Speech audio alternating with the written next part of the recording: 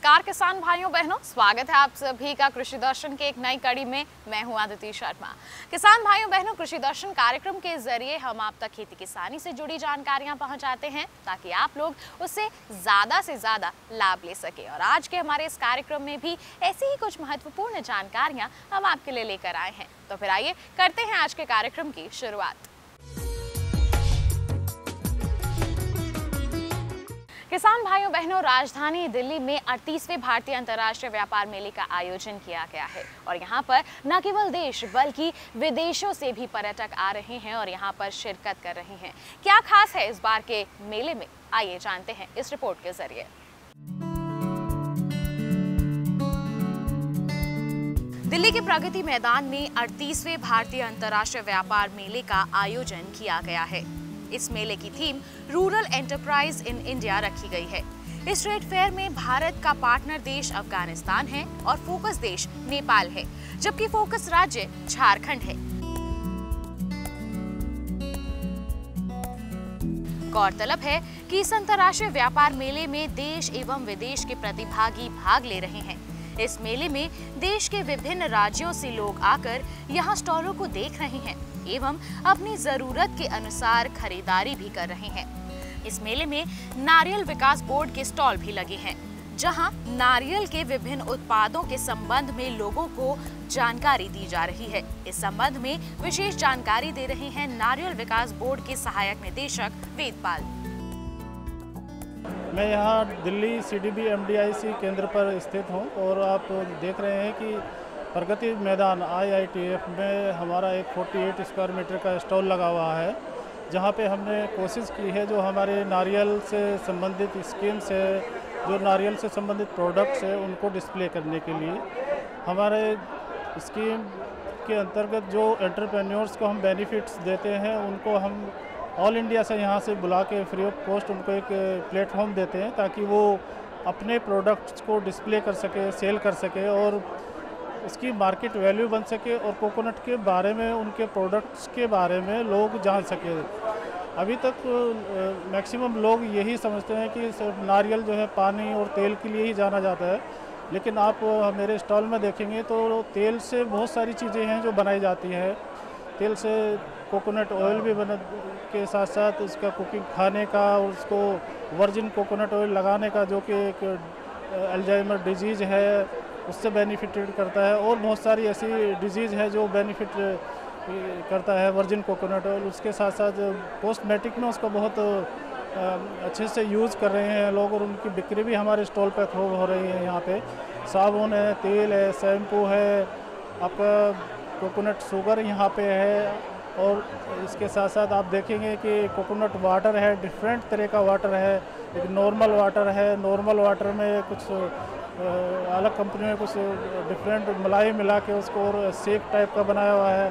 तो बहुत सारे यहाँ पे प्रोडक्ट्स हैं जो डिस्प्ले किए गए हैं और इसके साथ साथ आप जानते हैं कि नारियल एक कल्प वृक्ष है, तो उसका जड़ से लेके पत्ते तक उसका हर एक पार्ट काम आता है, यूज़ किया जाता है। इस मेले में आए लोगों ने अपने अनुभव एवं लाभों को साझा करते हुए कहा। मेला मुझे बहुत अच्छा लगा, साफ़ सफाई भी अच्छी है और अच्छे से स्टॉल भी लगे हुए हैं। काफ़ी अच्छी खरीदारी कर रहे हैं, खाने पीने का भी अच्छा है। मेला साल में कम से कम 2 बार लगना चाहिए क्योंकि लोग पूरा नहीं कवर कर पाते हैं, छुट्टी भी नहीं होता है। तो अभी आज तो छुट्टी है और फर्स्ट डे हमको करके बहुत अच्छा लग रहा है, काफ़ी एंजॉय कर रहे हैं।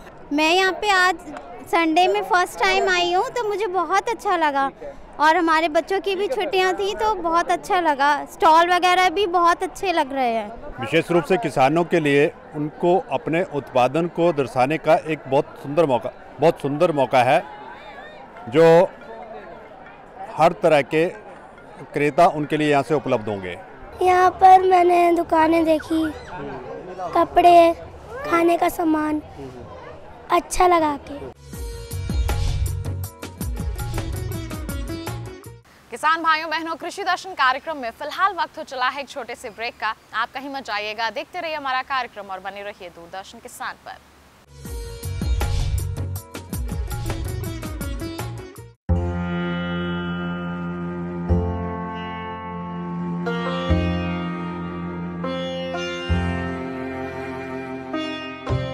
सदियों से भारत एक कृषि प्रधान देश रहा है।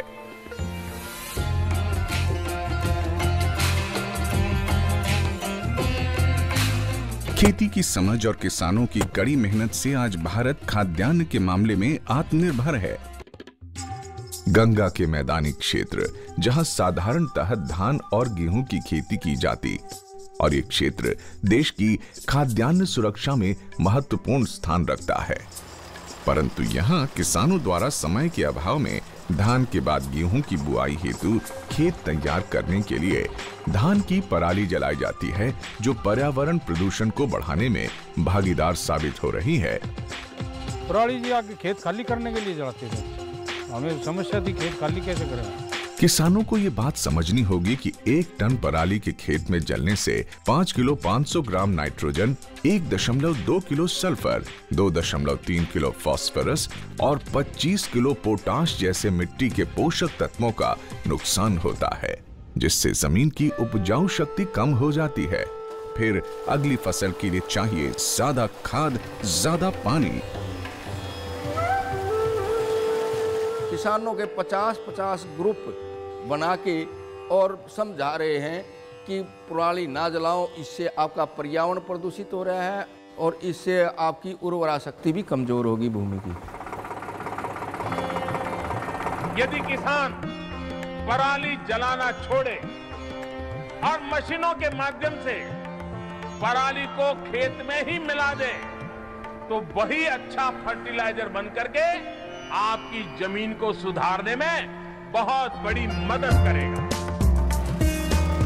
इस जटिल और ज्वलंत समस्या का समाधान है ये आधुनिक मशीनें, जिनके इस्तेमाल से किसान अपने खेत की मिट्टी को उपजाऊ बना सकता है और खाद पर खर्च में प्रति हेक्टेयर 2000 रुपए की बचत भी कर सकता है। हमारे गांव में धान की खेती अधिक होती है। अब से पहले यहाँ पराली जलाई जाती थी, परंतु अब पराली का प्रयोग किसान मल्चर द्वारा मिट्टी में मिलाकर खाद के प्रयोग में करते हैं। आधुनिक मशीनों का इस्तेमाल इन 4 तरीकों से किया जा सकता है। पराली को निपटाने में सबसे जरूरी है कंबाइन हार्वेस्ट विद एसएमएस, जो एक ही बारी में अनाज की कटाई कर देता है। इसके साथ लगा एसएमएस फसलों के अवशेषों को और महीन काटकर पीछे फेंकता है। ये है हैप्पी सीडर, जो अपने नाम की ही तरह खुशी खुशी बिजाई करता है, वो भी बिना हल चलाए। फसल अवशेषों के निपटान के लिए मशीनों के जोड़े में हार्वेस्टर विद एसएमएस के बाद मल्चर की मदद ले सकते हैं। इसके बाद जीरो ट्रिल ड्रिल से बिजाई आसानी से की जा सकती है। तीसरी तरह की मशीनों के जोड़े में हम हार्वेस्टर विद एसएमएस के बाद पैडी स्ट्रॉ चॉपर की मदद लेंगे, जो धान के फांस की कटाई करके उन्हें छोटा करके जमीन में बिखेर देता है। फसल अवशेष बहुत छोटे होने से जल्दी जमीन में मिल जाते हैं और खाद बन जाते हैं। फिर जीरो ट्रिल ड्रिल से कम खर्च और कम समय में बिजाई हो जाती है। चौथे तरह के मशीन कॉम्बिनेशन में हार्वेस्टर विद एसएमएस के बाद रिवर्सिबल मोल्ड बोर्ड प्लॉ गहरी जुताई करके नीचे की मिट्टी को ऊपर और ऊपर की मिट्टी को नीचे कर देता है, और इसके बाद रोटावेटर की मदद से एक ही जुताई में जमीन बिजाई के लिए तैयार हो जाती है, जो आलू जैसी सब्जियों की खेती के लिए आदर्श माना जाता है।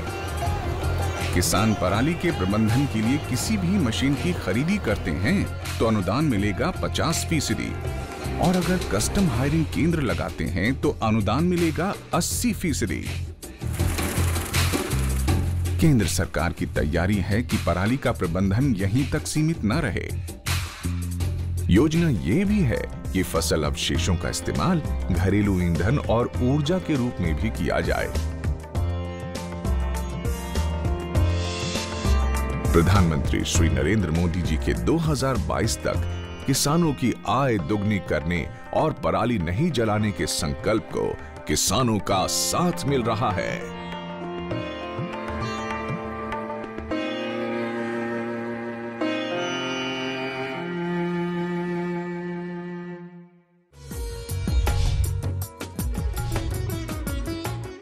ब्रेक के बाद किसान भाइयों बहनों कृषि दर्शन कार्यक्रम में आप सभी का फिर से स्वागत है। कार्यक्रम के इस भाग में हम बातचीत करेंगे पराली प्रबंधन के बारे में, जो आज के समय की जरूरत है। और इस विषय पर विस्तार से जानकारी देने के लिए हमारे साथ मौजूद हैं ICAR के महानिदेशक डॉक्टर त्रिलोचन महापात्रा।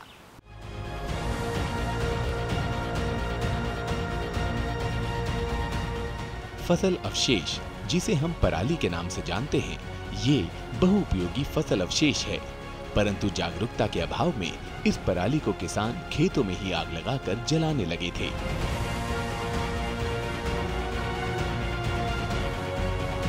और ये एक चलन बन पड़ा था और इसके परिणाम स्वरूप गंभीर समस्या उत्पन्न होने लगी। एक ओर जहां किसानों के खेतों की मिट्टी का स्वास्थ्य बिगड़ने लगा, वहीं आसपास के क्षेत्र में पर्यावरण प्रदूषण की समस्या खड़ी हो गई। पराली को लेकर जहां किसान परेशान, वहीं सरकार भी बढ़ते प्रदूषण की समस्या से चिंतित हो गई। फसल अवशेष जलाने से जमीन से 89% नाइट्रोजन, 5.5 फास्फोरस, 19.9% पोटाशियम तथा 20.5% सल्फर नष्ट हो रहा है। इसके अलावा गेहूं या धान के अवशेष जलाने से जो धुआं निकलता है, उसमें 70% carbon dioxide, 7% carbon monoxide, 0.66% methane तथा 2% नाइट्रस ऑक्साइड गैस निकलती है, जो कि वातावरण में पहले से मौजूद ग्रीन हाउस गैसों को और बढ़ावा दे रही है। अगर समय रहते इसका समाधान नहीं निकाला गया तो भविष्य में इसके नकारात्मक परिणाम देखने को मिलेंगे। पराली जलाना एक बड़ी समस्या है। धान के पराली खास करके पंजाब, हरियाणा एवं उत्तर प्रदेश में जो कई साल से जलाते आए हैं, उसके चलते देश में प्रदूषण के ऊपर प्रभाव पड़ता है और ख़ास करके दिल्ली में जो प्रदूषण हो रहा है, उसका कुप्रभाव लोगों के स्वास्थ्य के ऊपर है।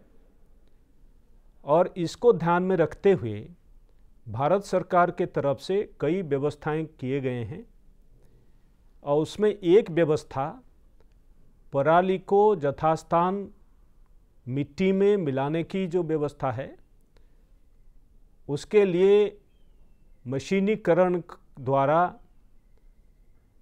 किस तरीके से हम समाधान किसान को दे सकते हैं, इसको ध्यान में रखते हुए 1152 करोड़ का एक स्कीम लाया गया भारत सरकार की तरफ से।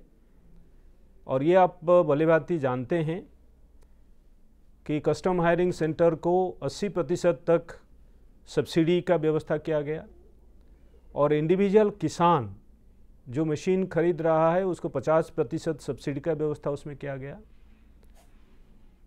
और ये जो 1152 करोड़ का जो प्रावधान किया गया 2 साल के लिए,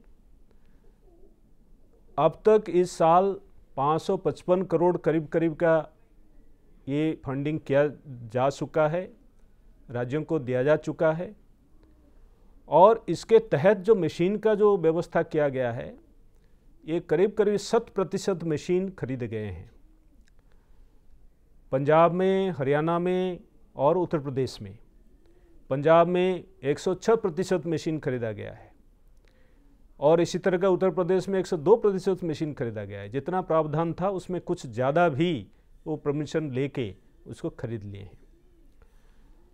और आप जानते हैं स्टॉक मैनेजमेंट सिस्टम है, हैप्पी सीडर है और बहुत सारे मशीन, उसमें 8 मशीन रखे गए हैं और ये मशीन खरीदा गया और एक बड़ा उपलब्धि है। और पैसा के खर्च भी किए गए हैं, 60% पैसा खर्च हुआ। पैसा में सेविंग इसलिए हुआ, कॉम्पिटिटिव बिडिंग जब हुआ, जो खर्चा पहले असेसमेंट था उसमें कम खर्चा हुआ है। और इसके साथ साथ जब हम देखते हैं कि कितना इवेंट बने, उसका हम मॉनिटरिंग किए हैं रिमोट सेंसिंग द्वारा। भारतीय कृषि अनुसंधान संस्थान नई दिल्ली में एक टीम बनाए गए और वो टीम 7 सैटेलाइट का डेटा को लेते हुए दिन रात मॉनिटरिंग किए और उससे पता चला कि 2016 के कंपैरिजन में करीब करीब 47% कमी आई है पराली का जो इवेंट होता है फायर इवेंट्स उसमें। 2017 के मुकाबले जब कंपैरिजन करते हैं 11% कम हुआ है इवेंट में। लेकिन अगर एरिया का कंपैरिजन करेंगे, कितने एरिया में पराली जलाया गया, उसमें काफ़ी फर्क पड़ा है 2018 में।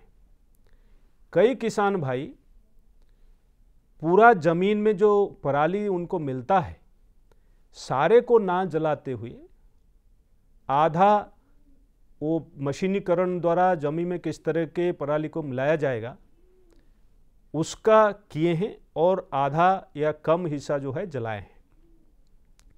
उसके लिए इवेंट में कम फर्क पड़ा लेकिन एरिया में ज़्यादा फर्क पड़ा। जैसे आप राजस्थान का पंजाब का अगर हिसाब लेंगे 30% एरिया में जो पराली जलाना वो घटा है, और अगर हरियाणा का देखेंगे 40% एरिया में घटोतरी हुआ है। तो जितना एरिया में जलाते थे वो घटा है, पंजाब में घटा है, हरियाणा में ज़्यादा घटा है।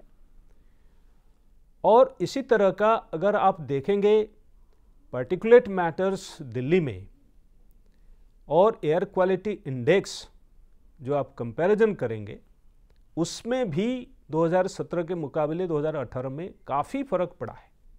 इस समस्या से निजात दिलाने के लिए कृषि वैज्ञानिकों द्वारा happy seeder, mulcher, zero till seed cum fertiliser drill, reversible plough, straw chopper, straw baler, straw reaper, reaper binder तथा रोटावेटर जैसे अनेक यंत्रों का आविष्कार किया गया है। किसानों में जागरूकता लानी है जिस पर लगातार काम किया जा रहा है। फसल अवशेष जलाने की समस्या से निजात पाने के लिए हमें ग्राम स्तर, ब्लॉक स्तर तथा जिला स्तर पर ऐसे मॉडल पेश करने होंगे जिससे अन्य किसान आधुनिक तकनीकों को अपनाकर फसल अवशेषों का सही प्रबंधन कर सकें।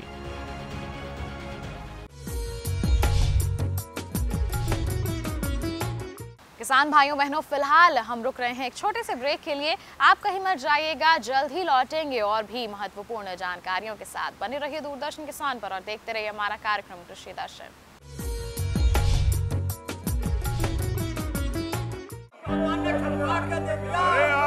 सारी फसल अच्छी होगी भाई।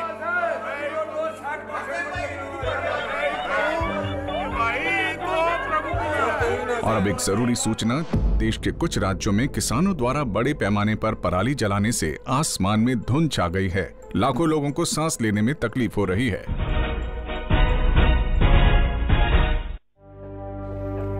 हर साल हम अपना ही घर फूंकते हैं और तमाशा बनते हैं। ना, मैं ना मानता। ये काम तो बरसों से होता आ रहा है, अब ऐसा क्या नया आ गया? ये देख लो, हमारे रतन काका पिछले साल की पराली जलाने से जो इनकी खांसी उठी थी ये अब तक चल रही है। और तो और हमारे सोना उगलने वाली धरती भी बंजर पड़ रही है। बेटा, तुम्हारी बात मान भी ले, पर एक बात बताओ कि पराली को ठिकाने लगाने में भी तो लागत आती है, और ये आग जलाने से ये काम आसानी से हो जाता है। काका ये बात ना रही, हम कह रहे हैं। देखो, मेरे पास कुछ मशीनों की तस्वीरें भी हैं, मैं तुम्हें दिखाता हूं। ये देखो, ये है हैप्पी सीडर, ये है मल्चर, ये है जीरो टिल ड्रिल, ये है स्ट्रॉ चॉपर, ये है रिवर्सिबल मोल्ड बोर्ड प्लॉ और ये है रोटावेटर। ये सारी मशीनें अब 50% अनुदान पे मिल रही है, और तो और कस्टम हायरिंग केंद्र लगाने पर सरकार से 80% का अनुदान भी मिलेगा। और ये संकल्प हमारे प्रधानमंत्री जी का है कि अब पराली कोई ना जलाए और आधुनिक मशीनों का इस्तेमाल कर पराली खेत में मिलाए और मिट्टी की गुणवत्ता को बढ़ाए।